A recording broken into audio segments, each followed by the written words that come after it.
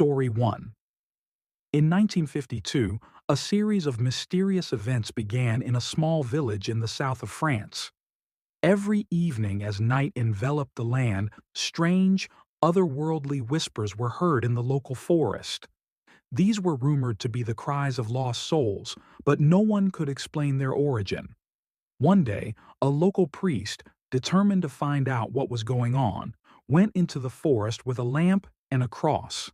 By midnight, he found himself in the center of the forest where the whispers had become unbearably loud. Suddenly, he saw before him an ancient burial ground with unfamiliar symbols carved into the gravestones. When the priest touched one of the slabs, it gave way and a pale hand crawled out from under it. With horror, he saw ghosts begin to rise from the grave, faces contorted in eternal agony. They surrounded the priest, and each whispered their own unresolved tragedy. The next day, the priest was found dead in the woods, with an expression of horror on his face and a note in his hand. The note read, "They are calling, and they will never let go." From then on, no one dared to go near that forest. The whole village avoided the place, and the incident was never heard of again. But at night, when the moon illuminates the forest, the locals can still hear soft, agonizing whispers coming from the darkness. Story 2. When Lena bought an old house on the outskirts of the village, she was enchanted by its authentic look and privacy. The old house had stood unattended for many years, and its history was shrouded in mystery. People in the village said the place was cursed, but Lena didn't believe in superstition. The first night when she went to bed, she thought she heard faint, barely discernible rustles in the darkness. She paid no attention to it and continued to sleep.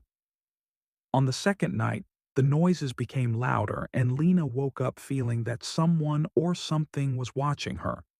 On the third night, she decided to find out what was going on. Leaving the light on, she listened carefully and soon heard muffled vocal whispers coming from the basement. With trembling hands, she walked down the creaky steps holding a flashlight. The basement was cluttered with old things covered in dust. Lena noticed that there was an old wooden box in the corner with a faint light coming from it. When she opened the box, she found inside old photographs and letters addressed to someone named Anna. The letters talked about how she and her children had been tortured and disappeared without a trace. That same evening, Lena saw ghostly images of children playing in her house. They didn't speak a word, but their faces were full of fear and grief. The next morning, she learned that her house had once belonged to a woman who had lost her children and was accused of witchcraft. The house had been empty since her death, and the locals claimed that the children's souls had still not found rest. Lena could no longer stay in the house and soon moved away. The house is empty again, and its dark corners hold dark secrets that are best not disturbed.